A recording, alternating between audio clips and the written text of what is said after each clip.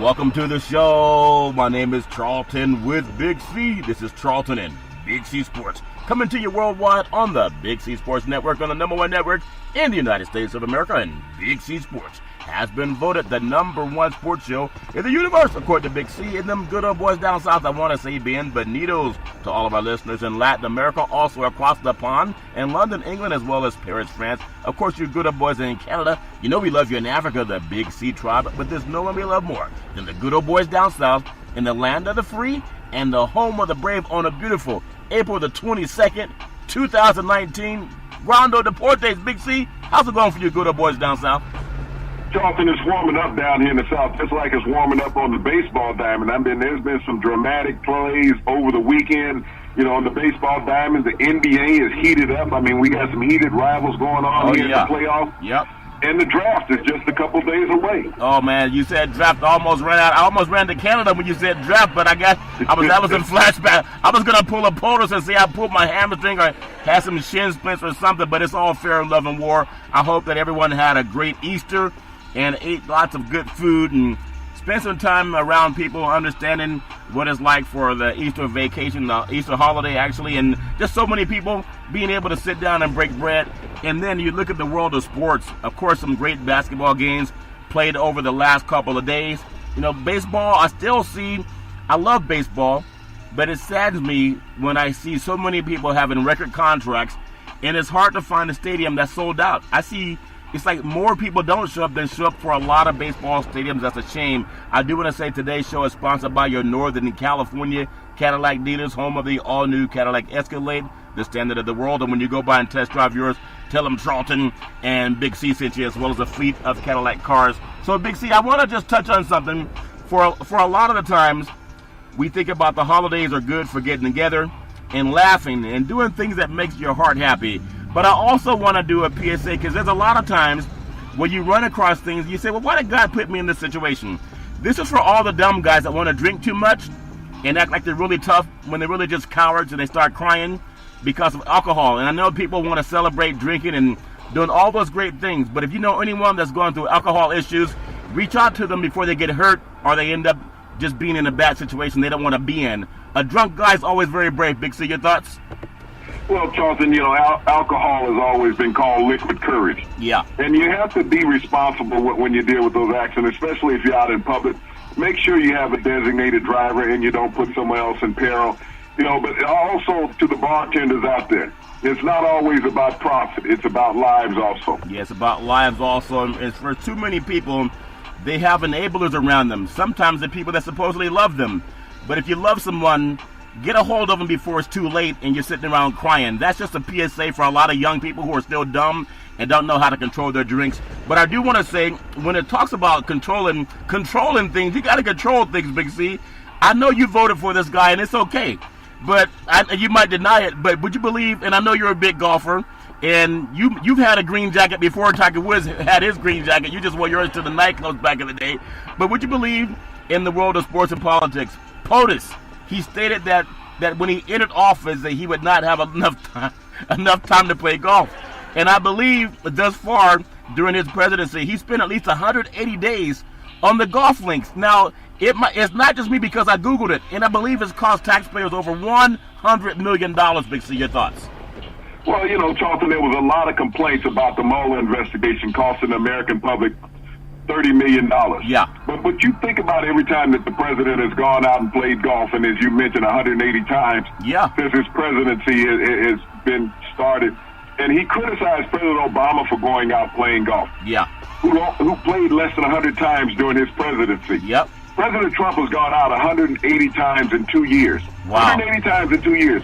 At $100 million cost to the taxpayers. Yeah. And he's bringing his friends along on that dime. Really? This past weekend he had Rush Limbaugh so he could get some favorable, Rush Limbaugh played. Hold on. Rush's station. Hold on. You said Rush exercises? Golf is an exercise, right, Big C? Rush Limbaugh doesn't exercise. Your thoughts?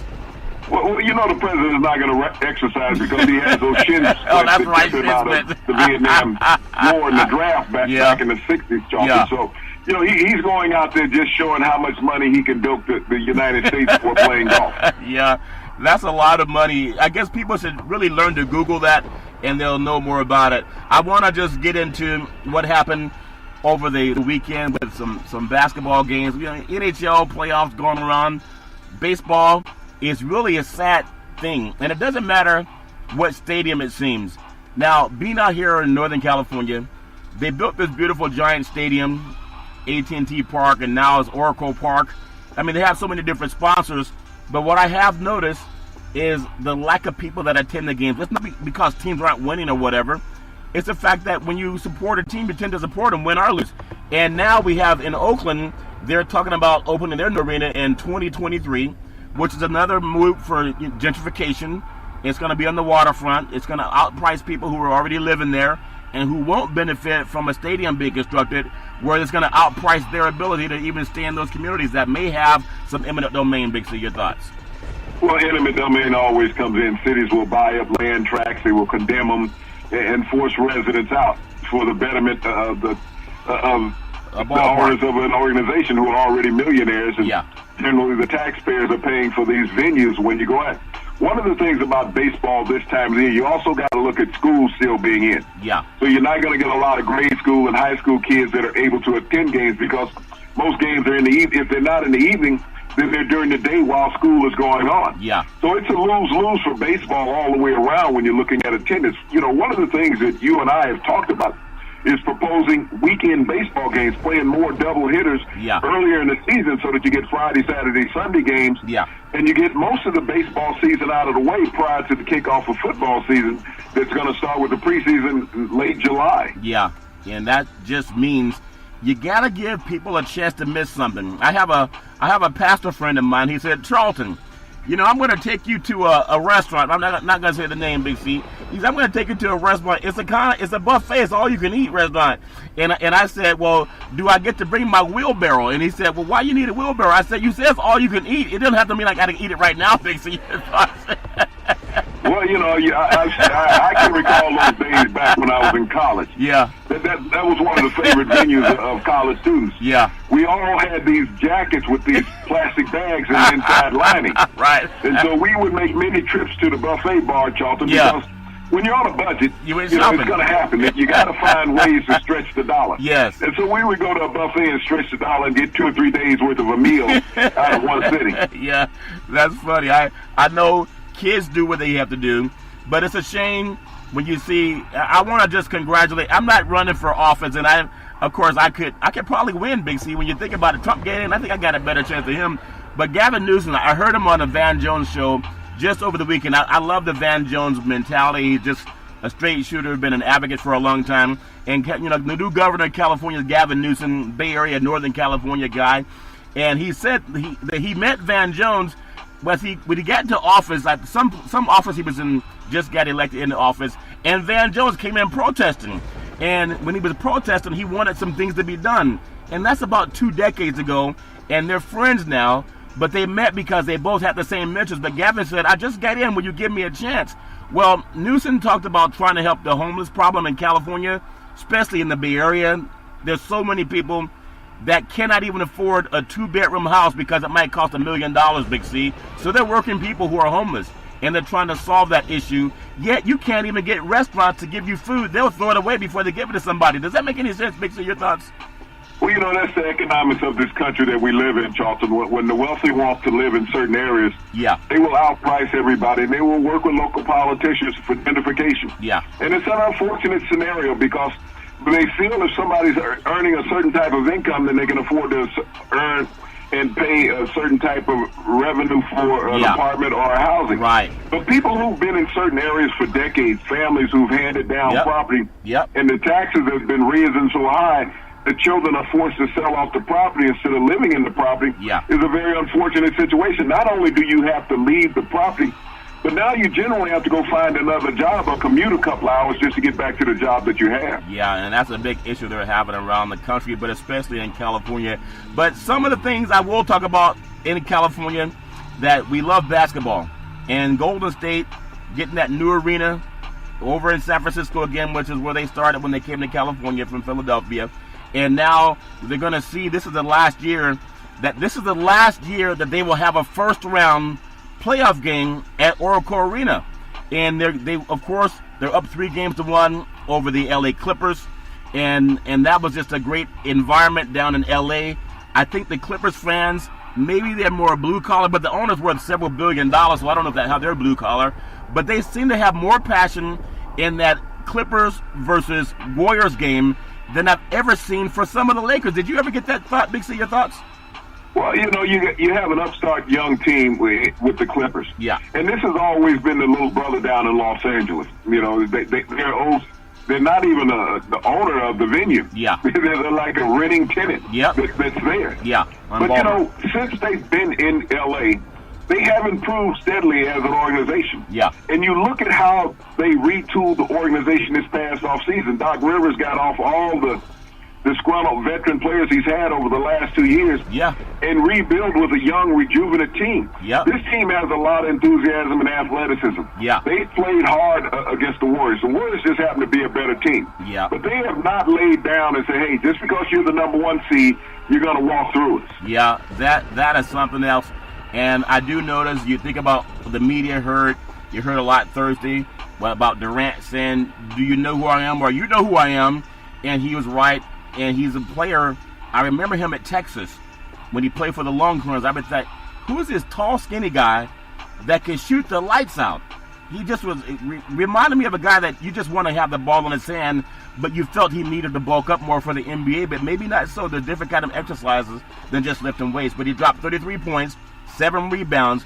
He had 6 assists. And the Clippers, you think about how the Warriors took that 3-1 lead. It was a back and forth. There was a time the Clippers had them. At least they were ahead of them. But one thing I noticed about Golden State, I want to get your thoughts, they, even if they're behind, it's like they're still ahead because a lot of teams, they run out of gas trying to keep up with them. Big C, your thoughts? Well, you got a backcourt that will run you for 48 minutes between Thompson and Curry. Yeah. You got a guy that nobody can handle one-on-one in Kevin Durant. He's the guy that everybody wants to have if you got 1 minute to go on the clock and you need a game-winning shot. Yeah. He proved that to the Clippers, Charlton. Yep. He told the media just a couple of days ago as they were criticizing because he only had 13 shots in the first 2 games. Yeah. That's the luxury of being part of the Golden State Warriors is no one has to be a ball hog. No. You don't have to get 25, 30 shots every game for that team to win. No. You talked about, Durant's points. Klay Thompson had 33 points in that game. Yeah. But yet everybody was still focused on Durant's output. Yeah. Steph Curry probably had his worst playoff game as a professional. Yeah. Didn't make a difference. They have enough ball handlers on that team and scorers to balance out what they do. So not everybody has to have a hot night every night. And it was proven in the first 2 games. Durant didn't have a great shooting night. Then Steph Curry didn't have a great shooting night on the weekend against the Clippers. Yeah. But, you got Klay Thompson and Kevin Durant controlling the scoring with 66 points between the 2 of them. Yeah, I just think they're amazing. You think it's over for the Clippers? It's hard to say that it's over with any team because Golden State, when they have lost, and I'm cynical because I got a friend from Vegas that talks about prop betting, and it's amazing that they had their biggest losses at home when all the public is betting. They're betting with the current, but some guys do better when they swim against the current. Big C, that make any sense? Well, I think the Clippers might have had their last home game of the playoffs this year. I think once they go back to Oakland, they're going to be a much better team. They're not going to slack on this Clippers team. The Clippers team is very aggressive. Yeah. They're playing all out. Yeah. But Golden State right now has served notice to the rest of the Western Conference that they're serious. Yeah, they're serious, and they can hit shots. They got an inside-outside game. I don't think they're hurt by Boogie Cousins not being in the balls in their rotation. How many teams could you say that about? Lose a big guy, an all-star player, and it really doesn't slow you down. Big C, I want to swing across to the East Coast. The Boston Celtics, they're now 4-0 this year in the playoffs after they swept the Indiana Pacers. Again, without Victor Oladipo, so that's like the Marcus Cousins being out. Victor Oladipo, their all-star player. A 110-106 win for Boston Sunday with the most hated all-star on their team. It seems to be that Kyrie Irving, he's like the guy in Gunsmoke. When they call the guy for Gunsmoke to settle business, when people start acting up because they drank too much, and they bring in the guy that's going to set things right, that's Kyrie Irving. It's not Gordon. It's not anybody else for that team. When Kyrie's running, then Boston has a chance to get to the finals. I know Boston media doesn't like that, but do you agree with that, Big C? Your thoughts? Well, this is the first 4-game winning streak that they've had since December. Yeah. And Kyrie Irving's in the lineup. Yeah. And so there was a lot of media vitriol about Kyrie Irving being cancer for this team that he was looking to get out. But he has playoffs. He's been getting out, leading the. Yeah. And so this point, his mind throughout thus far. Yeah. So, as Kyrie Irving is gone, the Celtics is gone. Yeah. And no one can sit around in the media saying, well, the team is not playing well with him in there with a 4-0 streak in the playoffs. No one can say that at all. He's absolutely fantastic. Love the way he's playing. Your feeling, though, on the Pacers, they just got to realize they have a great nucleus. They have been as high as a number 3 seed this season. And this is a team, even though they lost Oladipo, they stayed in the playoff contention. They didn't drop games. They just ran up against a team that has a player who has a championship ring, and he knows how to get there. Big C, I want to get your thoughts on Toronto. The Raptors, they put a stranglehold on Orlando. There was no magic in this final, in this last game over the weekend. With a 107-85 victory, they led by Kawhi Leonard. He dropped 34 points, 6 rebounds, and 2 assists. This is the same Kawhi Leonard that got out of San Antonio. And if San Antonio had him, maybe they would have had a different story against letting Denver back in the house. Your thoughts? Well, the big difference with Toronto this year is that you have Kawhi Leonard as a leader. Yeah. DeRozan DeRozan last year just fell apart in the playoffs, and he was not able to hit those clutch shots. Yeah. And he hasn't been seen much of this year in Toronto in the playoffs. Matter of fact, he's not even the number 2 guy right now.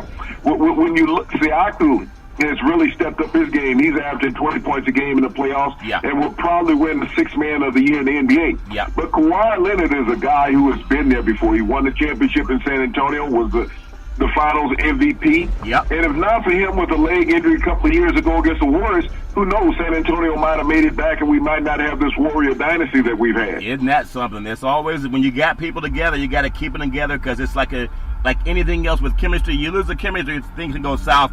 I want to get your feeling on something. One of my favorite players, because I love his mentality, I don't like how they behave at the microphone with Paul George and Russell Westbrook. If you don't want to talk, just don't come out. And people might have their own opinion, say, why do I got to talk? That's part of TV. But if you represent your franchise, if you're sullen and don't want to talk because you don't want to, just stay in the locker room. Let somebody else do it. I think you got to put the team first. That's my opinion. OKC, they're trying to figure out what to do the rest of the summer. And I think it's partly because they have this, they're just up against a better team. I don't want to knock them. I know Paul George is not as healthy as he could be. And they're down 3-1 in a 111-98 loss to the Trailblazers. I think Damian Lillard has shown people that he's no second fiddle to anybody, Big C, even though they were knocked out early last year by New Orleans. Give me your feeling on 2 things. Do you like the way they conduct themselves at a press conference, Westbrook and Paul George? And also, I think Portland's a lot better, even though they lost their big guy, than a lot of people thought they were. Your thoughts? Well, when you're looking at the press conferences, how many times have you heard the same questions over an 82-game schedule and also the first 4 games of the playoffs? Yeah. How many times have the questions changed? I mean, I got to look at that from both perspectives because I've been on both sides of the ledger. Yeah. I'm waiting on the guys in the press conference to ask an intelligent question. Yeah. And when the athlete doesn't give you an intelligent answer or a so-called unintelligent answer, yeah, everybody wants to have vitriol on athletes. Why is that? No one scrutinizes the reporters for asking the same repetitious questions for 7 months. Yeah. You get the same questions asked for 7 months. You looked at the same game that the athlete had to play in. Why are you going to ask him what was the change in the game? Yeah. At what point did they feel they couldn't come back? Yeah. What did they see? Why couldn't they make the baskets? What was so difficult about the defense? We're asking the same questions of the game we just saw in the media. And so then everybody wants to blast an athlete because he won't sit there and give you a dissertation. Yeah. Think about that. Then here's a guy who is sore from just losing a game. Yeah. He's mentally replaying the game and all of his actions in his mind, and you're asking him to be cordial and polite to a rude media. Yeah. And I've sit on both sides of that. The media is rude. Yeah. As a player, they were rude, and they were rude when I was sitting in there listening to the guys because I would turn and look at some of the guys and say, why are you asking these questions? Yeah. The guys that are asking the questions never played the damn game. Yeah. But when you look at OKC, this is a team They haven't gotten better since they went to the finals. No, they haven't. Years ago and so this is a team that's on the downslide. Yeah. You think about James Harden left his organization. Yeah. Look how well his career has gone since he left his organization. Yeah. Kevin Durant left his organization. Look how well his career has gone since he's left his organization. Paul George will be out of there in 2 years. But when you look at Russell Westbrook, yes, he has averaged a triple-double for the last 3 years in the NBA. Yes. Look how many triple-doubles he averages against playoff teams. That's where you want to find out. Yeah. He can average those triple-doubles against teams that are not in the playoffs, that are not winning championships. Yeah. But when you get to the playoffs, you're not going to average triple-doubles against teams that are championship caliber. Yeah, it's a tough situation there. I know they got to figure it out because they didn't want to go home on the first. I mean, this is the team that a lot of people thought would get to the Western Conference Finals, but sometimes when you got guys that just can do it on the floor and they come at you in the right way, and I think Portland give them a lot of credit for losing their big man and still playing well. Tonight's matchup, Milwaukee at Detroit. Milwaukee, Giannis, to me, he looks like a Greek goddess. If there was a perfect DNA, people talk about doing DNA searches and where people came from all over the world. All life came from the African continent. No matter whether you're DNA.com, 123.com, all these .com, swab your mouth. Just Google Dr. Leakey Gregor Mendham. He looks like he could be a giant among boys. The way he's built, he has a tireless motor. He reminds me, and you might disagree with it, but he reminds me of a younger, fastest Kareem Abdul-Jabbar without the skyhook. Big C, your thoughts? Well, I'm a little older than you. He looks more like Connie Hawkins, just a couple of inches taller. Yeah. If you knew anything about basketball, you would see how he resembled Connie Hawkins. Years ago in the NBA. Yeah. Same type of athletic ability. He was one of the original big swing men. They could put the ball on the floor and take it to the basket. Yeah. But when you look at Milwaukee and what they're doing, Giannis gets all the publicity. The player right now that's playing the most outstanding on everybody on the team is Lopez in the center position. Yep. He has made the difference with this Milwaukee team. You know that certain guys are going to get theirs. But here you got Lopez averaging a double-double in the playoffs. Yeah. That's been the true difference for Milwaukee. Yeah, Brook Lopez out of San Joaquin Memorial High School, Fresno, California, and the great Stanford Cardinal. He's actually been a big stopper in there in the middle, and a guy that can get points for them too. Give me your feeling, Houston, at Utah. Quinn Snyder is a better coach than what he coached in this series. And I know that when you think about Houston, everyone talks about Harden and Chris Paul. But I still believe if you play defense with your hands down, you're not going to beat anybody. And I think Utah played a lot with their hands down, and they just don't have the scoring to keep up with the high-scoring Houston team. Big C, your thoughts? Well, Houston is right now making vacation reservations. Yeah. They're getting ready to send Utah back. Yeah. That's where they're going. Yeah. They're going to pay for the trip for them. Down to Texas. Because you think about it. If Harden can go 0 for 15 from the floor. I know it. And you win. Your opponent has no chance. So the next game he's going to come out and score 35 against you. Isn't that something? That's an incredible statement. So I hope that I love basketball. I like seeing when a series is not a sweep, but we'll see what happens in that series. I know we talk about fighting. I want to just get your thoughts real quick on this Crawford fight versus Khan. Terrence Crawford remains undefeated, but it's a TKO. Now, Khan stopped. I remember Roberto Duran and Sugar Ray Leonard, the no-mas fight, and it felt like Khan did a no-mas. Now, he said he was hit with a low blow. I paused it on the DVR, and he hit the belt. That's not a low blow. A low blow is under the belt, but that's maybe my vision. I think he stopped that fight. They stopped because he was hurt and he didn't want to get knocked out. He can't say a low blow stopped the fight. That's just my opinion. I want to get your thoughts, Big C.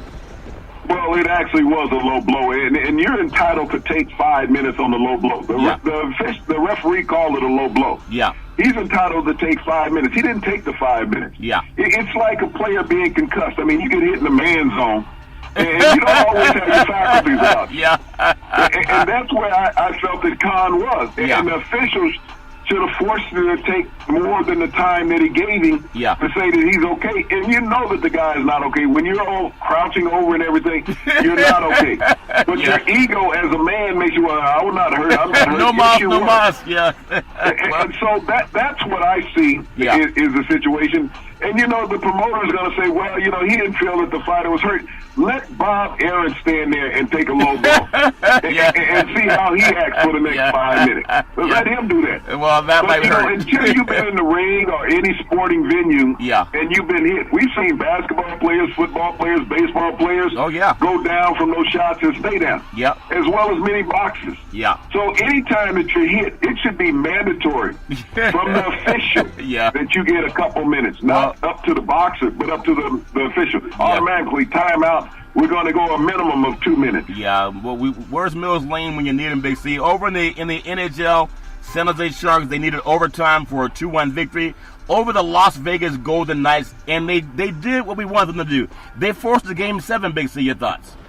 Well, Vegas is unhappy about that going to a Game 7. They felt that they would get an extra day of rest, by eliminating the Sharks, but it's going to a Game 7. We know that the Golden Knights made it to the finals last year, so will they be able to push it into the second round with a home victory in the next round against the Sharks? We'll see what happens. Also, the NHL, the Boston Bruins, they beat the Toronto Maple Leafs 4-2. I believe they also forced the Game 7. Big C, your thoughts? Well, Tuesday night's going to be a busy night in the NHL with 2 Game 7s. Jonathan, and is Canada going to be in trouble if the Raptors, the Blue Jays are out? Yeah. Big C, did you give me an old Canada? You gave me like an old Canada, but you didn't put your heart into it. I heard you say old Canada, but you got to go, oh, Canada. Does that make any sense, Big C?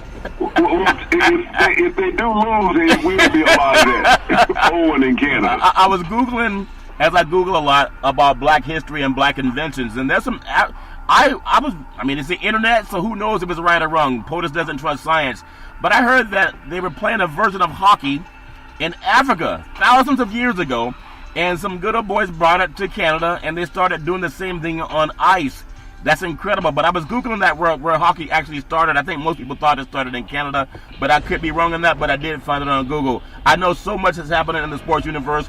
I want to get on some football talk, but I want to finish up with this thought on Yelich. And when you think about, he could have been down in Florida too, where it's always humid and the weather's always nice. In fact, Florida's weather's it's always so nice they built a dome so you couldn't see the nice weather. It doesn't make any sense for those stadiums down in Tampa and Miami.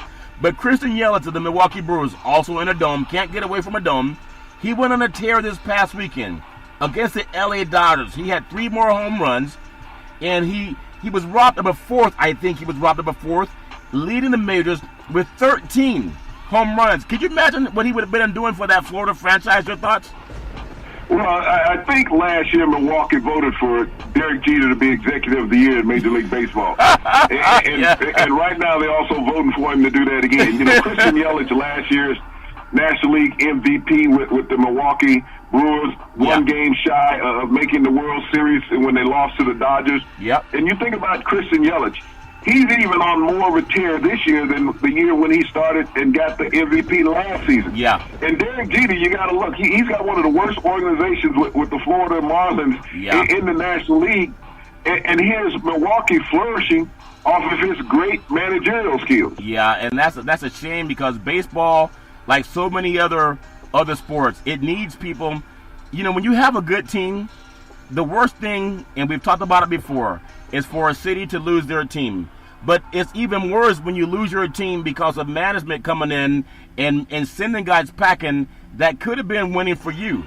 But now they're winning for somebody else. And that's a shame that Florida and a lot of other places have to go through that. Real quick, Big tonight's matchup for baseball is a busy day for baseball. Philadelphia at New York, the Mets. That game's already underway. Arizona's at Pittsburgh. Chicago's at Baltimore. Kansas City's at Tampa Bay, another city that has a dome and a beautiful part of the world. Doesn't make any sense. Milwaukee is at St. Louis. You think Yelich can hit one over the arch, Big C? Your thoughts? Well, the last time they got together, he had a 3-home-run series against the Cardinals. Yeah. So they're not happy to see him coming back in town. No, they're not happy to send him coming back in town. Minnesota at Houston, another dome down in Texas. Washington is at Colorado where the ball flies out really high. And then you have the Yankees at Los Angeles, the Angels. Talk about these 2 big bats that we have. Of course, you have Trout for the Angels, and then almost everybody for the Yankees seem to be swinging the bat really good. Big C, your thoughts? Well, the Yankees right now are in trouble, Charlton. They've had 12 players that they put on the disabled list this early season. Yeah. This is a game that, when you think about the Angels, if they're going to get on track, they can get on track against a unhealthy Yankees team if they want to make a move in the West. Yeah, I would love to see Horn have a great season and a great series also, Big C. You look at Texas, at Oakland, at the A's, a couple more years at the Oracle Ballpark Arena in Oakland. They're going to move closer to downtown on the waterfront. And then you have Detroit at Boston. It was postponed. And so everybody loves baseball. I would love to see them find a way to get more people in the seats. I think it's a shame when you have these beautiful ballparks, whether they build a new one or not, and you go there and hardly anybody's there to watch the game. But we know that they'll have to figure that out when it comes to ticket prices. I want to say that sports is a billion-dollar industry, and boys and girls sports is the foundation to this billion-dollar industry. For every athletic and sporting event, you need athletic and event insurance. We work with Ben and Mark. They've been around half a century. They work with Big C Sports. Whether you're a pro team, a collegiate team, a high school team, or your mom and pop soccer league, when you reach out to them, let them know that Big C sent you. Big C, we're going to take a Big C pause, and we're going to come right back and talk a little bit of NFL football and your thoughts on where players might end up. We'll be back in just a moment.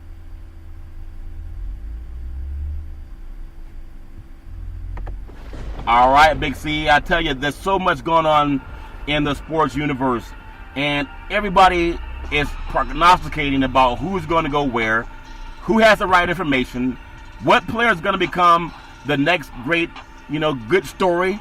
The guy that came like Rudy for Notre Dame that no one thought would make it and became one of the rushers in the NFL, leading rushers. And whether it's a quarterback or a running back or everybody, this point in their lives right now, their lives can change.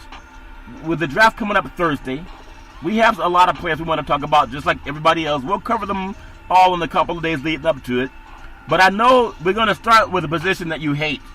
And I don't know why you have such disdain for quarterbacks, because sacking quarterbacks made you a good living, Big C. But give me your feeling on some of the players that everybody's talking about. Maybe the number one pick, Kyler Murray. He's 5'10", 190 pounds. But when it comes to football, they can take away the size of a player. He's not much smaller than Aaron Donald, the best defensive lineman in the NFL. Give me your feeling on Kyler Murray, Big C. Well, Justin, Kyler Murray is a tremendous talent. He baffles all of the preponderance that have been, picking players over the years, talking about these guys are prototypical, this is a can't-miss guy. Yeah. Kyler Murray breaks the mold. Yeah. The closest thing to Kyler Murray in the NFL is the guy who just got paid up in Seattle, Russell Wilson. Yeah. And he has become the new prototype quarterback in the NFL, Russell has. Yeah. But when you look at what Kyler Murray brings to the table, I have him number one on my draft board as far as quarterbacks go. Yeah. When you look at the top quarterbacks that they have out there, Charlton, you look at Kyler Murray, who was 5'10", 190 pounds out of Oklahoma. Yeah. Number two on my draft board is Dwayne Haskins. This guy threw for 5,000 yards his senior year in college.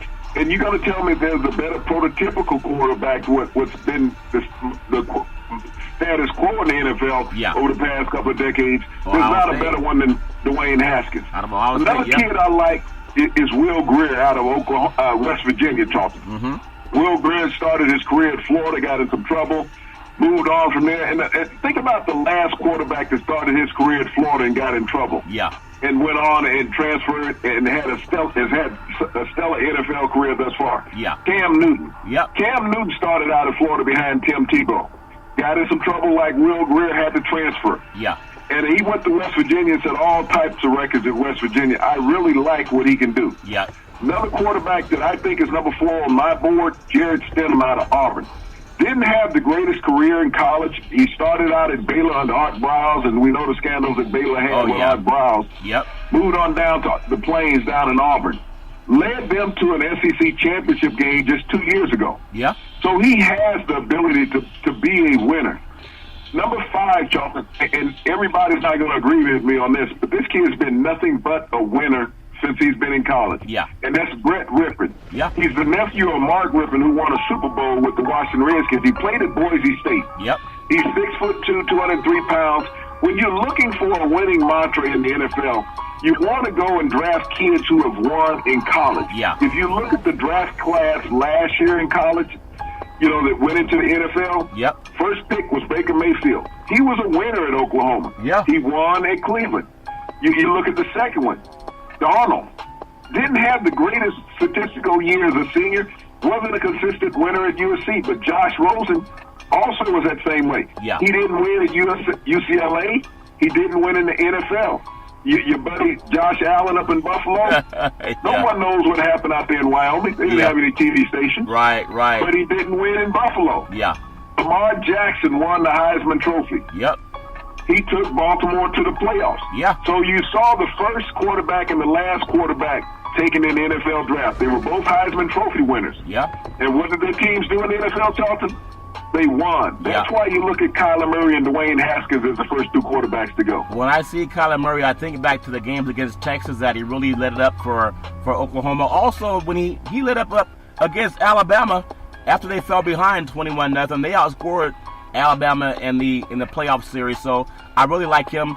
And then when you talk about Greer, he also had a great game against Texas, over the top for a touchdown to help them win that game. There's a lot of great players, and Haskins, seen him in the Rose Bowl, where he outshined the much ballyhooed players from Washington. Jake Browning, both are going to be NFL players, but I do like what you're saying in Haskins.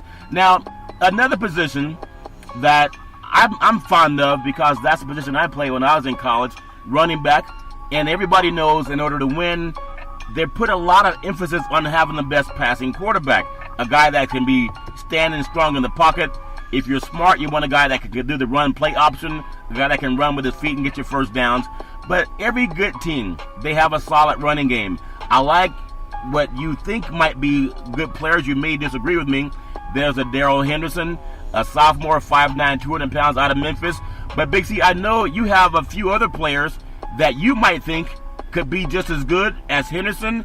And I think Alabama, Joshua Jacobs, 5'9", 209, out of Alabama, solid. But there's a couple other players that you like too. I just want to get your thoughts on who you think would be good draft picks for NFL teams. Your thoughts?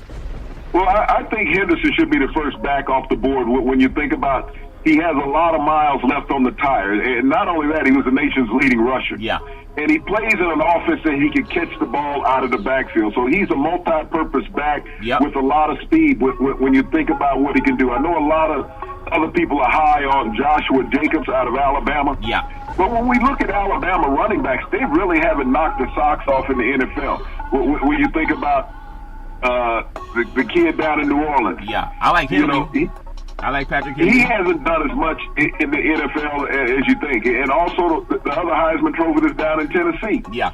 They've had a long list of running backs that have gotten into the NFL, but it just haven't translated from what they did in college. Yeah. Another kid that I like that's really under the radar is Miles Sanders at Penn State. Yeah. When you look, this is a kid that backed up Saquon Barkley last year. Yep. And stepped right into the role when Barkley's moved on from Penn State.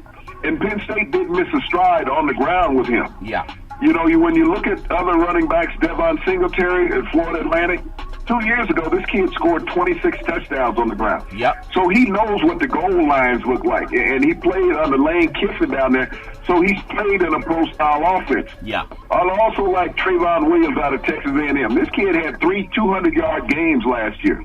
So he knows how to get the most out of the ground game. Yeah. So everybody, when you talk about draft, they're going to talk about Jacobs out of Alabama. Yep. I don't like him as being the best back. I think he'll be a serviceable back, just like Ingram was at New Orleans. And I'm trying to think of another kid in Tennessee, a big kid down there. Yeah. But, when I look at those backs, I like the way that the NFL systems are set up now. You need a scat back. Yeah. Because everybody's running the spread offense. You need a guy who can get out on the edge, catch the ball out of the backfield. Look at what Kansas City did with their running backs last year. Yeah. Prior to Hunt getting hurt, and even after he left on, after he got kicked out of the NFL, they utilized their backs out of the backfield. I like the little kid Coleman, in Chicago. Yeah. That can really move out of the backfield. So if you're looking for a back, you need a back that can get out of the backfield, not just block. And amazing, we talk about players that can make a difference on a team winning, and everyone's talking about having a quarterback that's, a 6'4", 6'5", 6'6", that's not very mobile, that's a sitting duck in the pocket. But these running backs, you would think, guys like Eric Dickerson, I would say are going to be the best running back outside of Jim Brown that I've ever seen. Marcus Allen too, Bo Jackson. I mean, everybody has their choice. Herschel Walker. There's a lot of good ones, Big C. Barry Sanders. they're all different sizes, but most of these running backs are all under 6 feet tall, and they got to have a strong running game if you're going to be an NFL team. I know the NFL will probably never see another Jerry Rice. Got over 200 touchdown catches in his career. Could have had more, especially as his career was winding down. They didn't throw the ball to him a lot when T.O. came on the scene for the 49ers. But wide receivers, there's a Hakeem Butler. Now, he's a big guy, like a Julio Jones type. He's 6'6", 225 pounds, out of Iowa State, which is never really on TV that much for the Big 12. And then there's a Marquise Brown. He's the opposite. He's 5'10", 166, out of Oklahoma. I know you have your thoughts on a few of the players, Big C, but give me your feeling on who could be your top 5 wide receivers chosen in this NFL draft. Well, I really like Hakeem Butler. You talk about Julio Jones. Think about Megatron. Yeah. He's going to be closer to Megatron. Used to be with the Detroit Lions, and he didn't play a lot of college ball on television. He played at Georgia Tech. And so when he came out of Georgia Tech and just blasted onto the scene in the NFL, Charlton, he just blew people away. And I think Hakeem Butler has that same type of ability to do that once he gets on the NFL stage. You talk about Marquise Brown out of Oklahoma. Yep. Think about Antonio Brown. This is the same type of diminutive receiver who everybody says is undersized. But with this no hands-off approach that the NFL has now, when you can't beat up on a receiver at the line of scrimmage, he has that first and second step that he can get past the cornerback and create separation. A kid that nobody really has their radar on, Charlton, and he's going to remind a lot of people of Terrell Owens, who you just spoke about with the 49ers. Kid named Preston Williams out of Colorado State. I think of all the receivers coming out, he is just as pro-ready to pencil right into a lineup as anybody. Physically, he looks just like T.O. running up and down the field. Big frame, 6'3", 210 pounds, Charlton, and can get separation. A player that has wowed everybody in the workouts is a kid, DJ Metcalf out of Mississippi. Kid runs a 4.3 40. And 225 pounds. This is a wideout. I mean, a physical specimen that just looks dangerous when he walks on the field. But one of the things I always worried about these great physical specimens, they look good, but can they play? That's always the difference. And Mississippi didn't have a great season last year. But you also want to look at this receiver that I think is highly underrated. And he was Will Greer's favorite target, David Steele down at West Virginia. All of the draft people don't give him a big look. Why? Because he's white. Think about Jordy Nelson with Green Bay and Aaron Rodgers. You put David Steele in the right situation, Charlton, he's going to be an all-pro receiver. Well, it's interesting you say that because you think of a program like West Virginia, who hasn't played for a national championship since they had Major Harris back in the day. They lost to Notre Dame down in Tempe. But they've had a solid offense over the years. But their players, if they play more, say, SEC or even in the Southern schools at the Big 12, maybe they get more notoriety. But I like what you're saying about him. I want to go to the tight end. No one really thinks about tight ends anymore.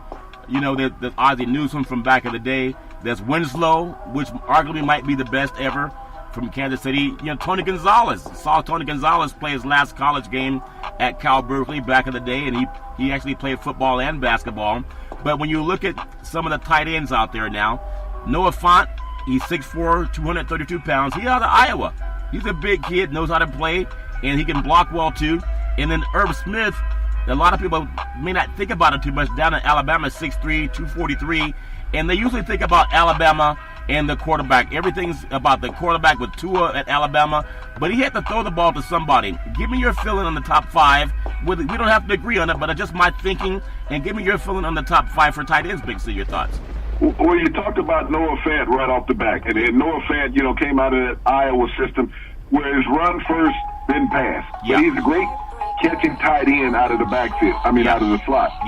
You talked about Irv Smith down there at Alabama. Tua has really revamped that Alabama offense, throwing the ball to the receivers and the tight end. And his stock has really risen over the last season. Iowa has a second tight end down there, T.J. Hawkinson, who really is going to be a first-round draft pick. He's a big kid, 6'5", 243. He's a lot like Gronk in size. Everybody compared him to that. But a kid I really like is Elise Mack out of Notre Dame. Very athletic tight end.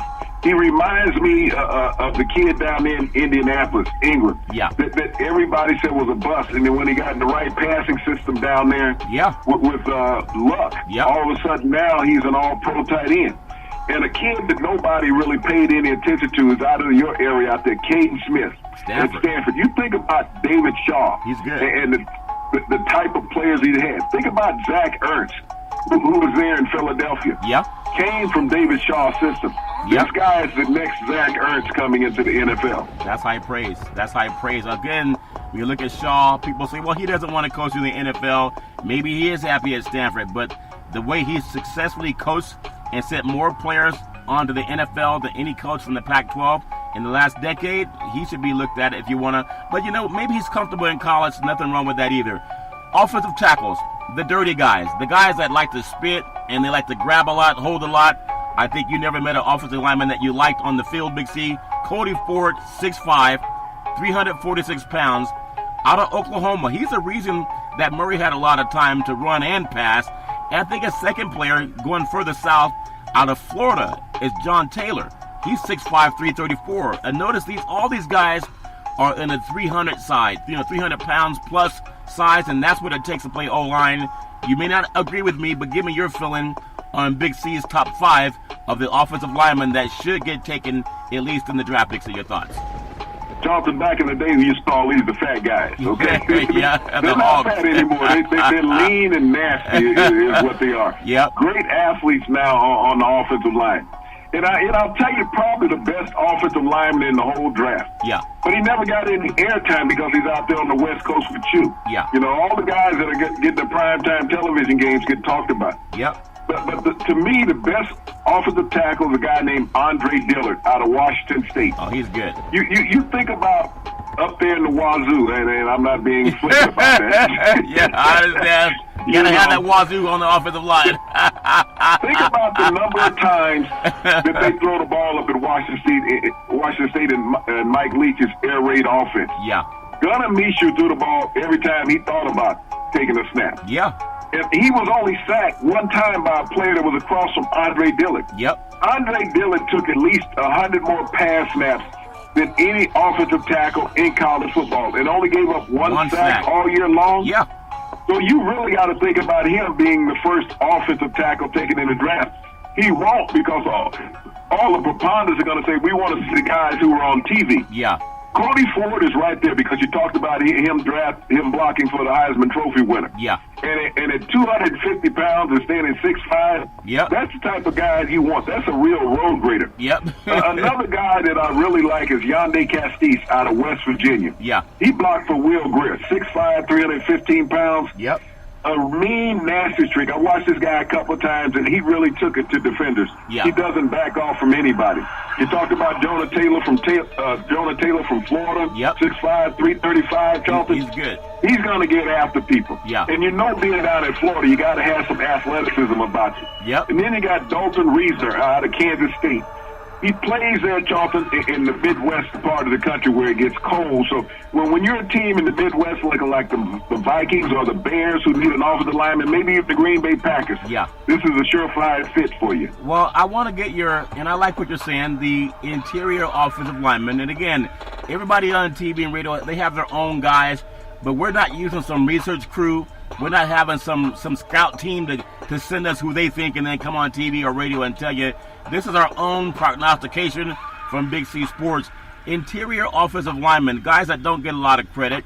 I look at a guy named Michael Jordan. I said, Jordan's talented. Not only did he win 6 championships, he played baseball, and now he's back in college. I said, no, that's a different Michael Jordan, Big C. But this guy, obviously, if you think about who he is, he has a name that's going to get him noticed. He's 6'6", 310 pounds. He's out of the big Ohio State University. There's a reason they've had such a great team over the years. The offensive linemen, the interior guys, Big C. And then there's another guy, Bo Bensenhauer, is 6'6", 310 pounds, out of Wisconsin. And those big offensive linemen in Wisconsin, they really need them. That's why their running game is always so solid. You don't have to agree, but I want to get your feeling. Who could be your top 5 when it comes to the interior offensive lineman, Big C? Well, I like those two that you named. When you talk about Michael Jordan, I don't care whether it's an actor, whether it's a basketball player. Yeah. You have nothing but greatness. So if I'm an NFL team and I want a guy to be great, I'm going to draft Michael Jordan. Yep. I mean, hands down. Yeah. But you think about it, he's going to keep hands down. He's 6'6", 310 pounds. Yep. He's a great athlete. Yeah. And think about the quarterback that played behind him in Dwayne Haskins. Yep. You know, this kid passed for 5,000 yards because he's got guys like this in front of him that were protecting him. Yeah. And then I like mentioning how, when you talk about Wisconsin, Yeah. Jonathan Taylor, you know, in 2 years in Wisconsin, he's rushed for 3,400 yards.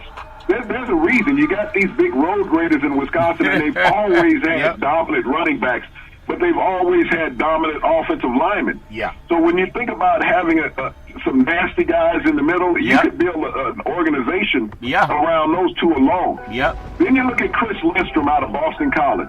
You talk about a college that has had a history of offensive linemen Yeah. that have gone into the NFL. If you got a top-rated lineman out of Boston College, you snap him up. Yeah. You had a running back that rushed for 1,700 yards, Yep. and a lot of that, Charlton, was behind Lindstrom. Yeah. You want to look at another guard, Charlton, that has great athleticism. It's Tyrone Prescott out of North Carolina State. Yeah. I know a lot of people love the center that was on that team, but Prescott was their lead blocker on most running plays. He was the guy who pulled for the running backs, Charlton. He had great pass pro, big stout body. Yep. You know, you want to look at him going early in the first or in the second round. Yeah. Number 5, I'm going to look at Alex Bars out of Notre Dame. Notre Dame has had a history, just like Boston College. Chip Kelly, Brian Kelly, rather, Yeah. has developed some offensive linemen there at Notre Dame. He has done a great job of recruiting. I know that last game they played last year, they didn't fare well Yep. in the college playoffs.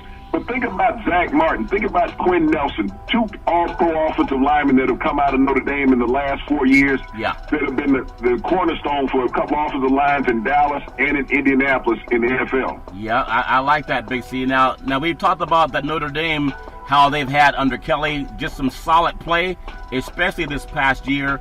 I want to go to the interior, defensive lineman. I want to look at a guy down in your neck of the woods from Alabama, Quentin Williams. Everybody likes him, 6'3". He's a little undersized. He's 285 pounds compared to a lot of players, but he's fast.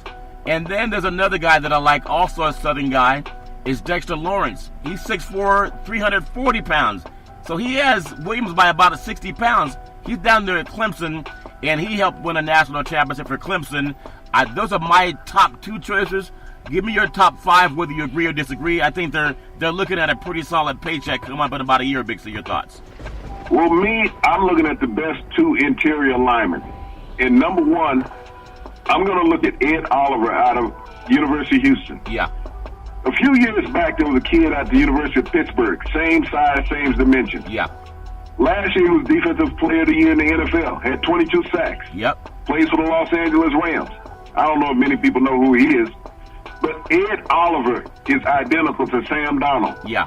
In Aaron Donald, in yeah. Los Angeles. Yeah. You talk about the same speed, same quickness, the same tenacity, and he was knocked by all the scouts saying, well, he's too short. Yeah. Well, he's too fast also and too good to be blocked one-on-one also. Yeah. And I think the teams who pass on Ed Oliver are going to be just like the teams who pass on Aaron Donald in Los Angeles. Say, wow, Yeah. how do we let him get away? Yep. Number 2, I look at Christian Wilkins down in Clemson. He's Lawrence's teammate. Yeah. This guy has been a 4-year starter. He's played all 4 defensive line positions. Yep. But not only is he a great player, he's a great teammate and a great person. Yeah. He is the motivational leader of that team, Charlton, that has won 2 national championships since he's been on the roster. Yep. So when you talk about having a winner, a high character guy, these are the 2 players that you want to have. I want Oliver because he reminds me of Donald. Yep. I want Wilkerson because he's a great leader. Yeah. I look at Jerry Tilley out of Notre Dame. Notre Dame has so many great athletes down there. And everybody can't win a national championship on college level. But when you look at how they went through the regular season at Notre Dame, Yeah. and you look how their defense was able to shut down opponents, they did it from the front. Yeah. That front 4 would put pressure on people. They didn't have to blitz often, and Jerry Tillery was right there. Dexter Lawrence, I mean, this is a guy, he reminds me of Hegman, who played at Minnesota. He also reminds me of the big guy that played at Washington, that was a free agent, and he signed with New England, and he eludes me at the moment. Yeah. You know, this is what happens when you get CTE. Yeah. All right, could be that live He agent, didn't Big last C, too. long after signing that big contract with Washington, which made him the highest paid defensive lineman in pro football because he got the money and got even lazier. Yeah. But, you know, when I look at Quentin Williams, I mean, Alabama's had great defensive linemen over the past 5 years with Nick Saban down there. Yeah. But none of those guys have translated into the NFL and became a dominant lineman. He's a great run stopper when he's not playing against all-pro offensive linemen every week. Yes. Let's see what happens on the next level. Well, we'll see the next level, and then I want to finish up with a few more comments about just the thoughts, and then tomorrow we'll come back on the Big C Sports Show, and we'll give some equal time to the edge rushers, to the linebackers and the cornerbacks, and we may have a few other thoughts with safeties. We're going to focus more on the smaller side of a defense, what you need. So we'll start up again with edge rushers with that tomorrow. But Big C, I know there's so much talk that you need that guy.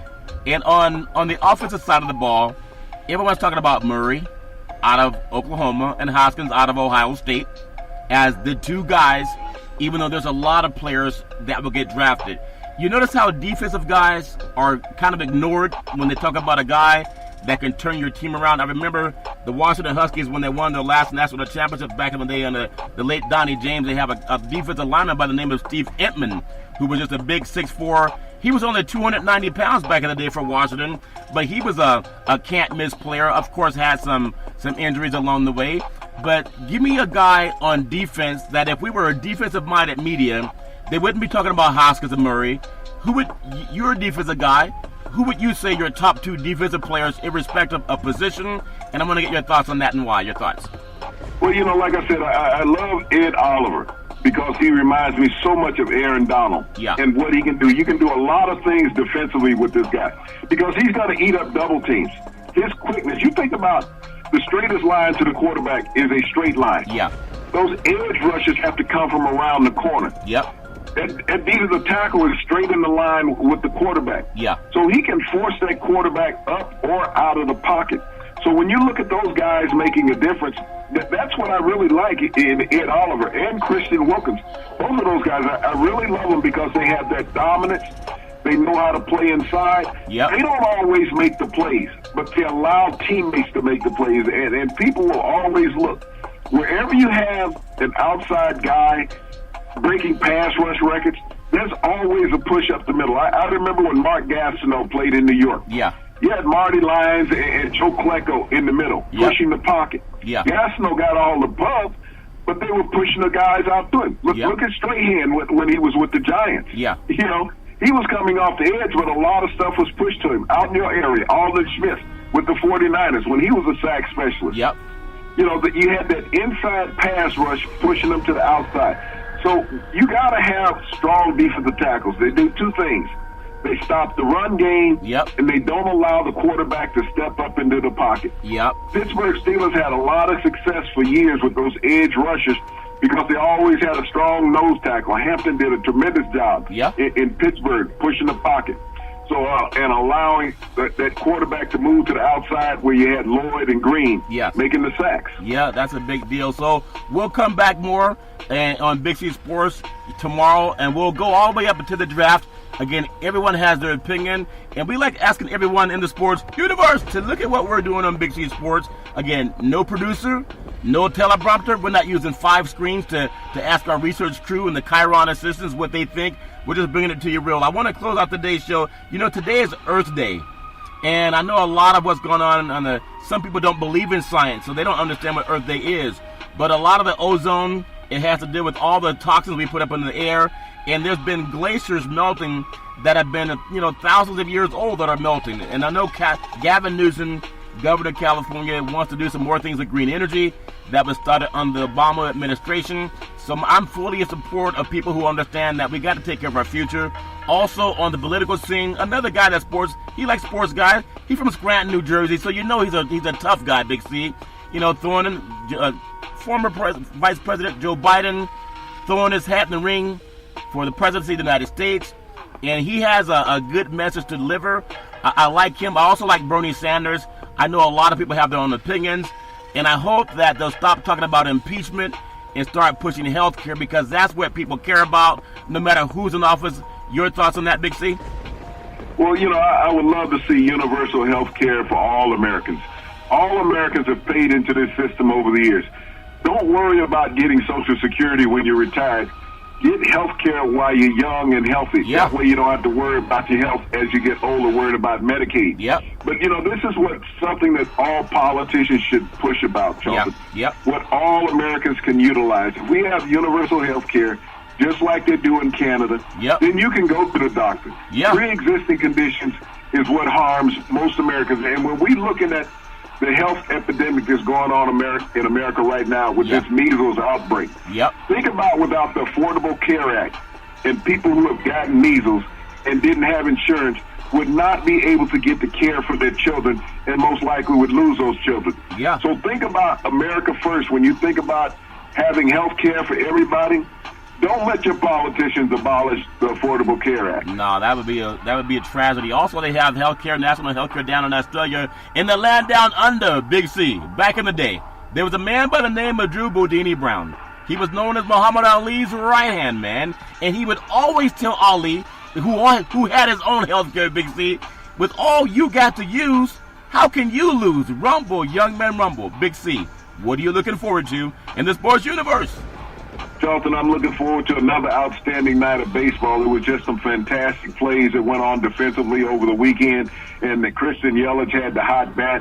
Baseball, to me, is exciting when you get a chance to sit down and watch it. Yeah, when you get a chance to watch it. But also, what's more exciting than baseball is every Monday through Friday at 5 and 6 p.m. worldwide when you follow Big C Sports on the Big C Sports Network, on the #1 network in the United States of America. And Big C Sports has been voted the #1 sports show in the universe, according to Big C and them good old boys down south. As we always tell you, there's never, ever an excuse for domestic violence. If you know any man or woman going through that garbage, please call 911, because no man or woman should ever have to go through that garbage on their own. And as we always tell you on every Big C Sports show, we thank you, we appreciate you, and we hope that you have a super fantastic day.